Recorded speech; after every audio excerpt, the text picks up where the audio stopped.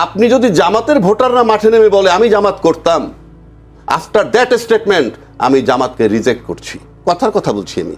যারা নামছে মাঠে ফরগটছে তারা কেউ জামাতের ভোট দেয় না, দিবেও না, আমিও দিব না জামাতকে ভোট। আমি তো টিভিতে বলছি।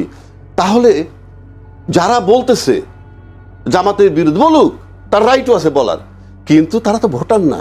এটা কোনো ইম্প্যাক্ট হবে কিনা আমি জানি না। কেন আমি বলি, এর ভিতরে এমন কথাও আছে, এই সব কিন্তু ফেসবুক বেসড।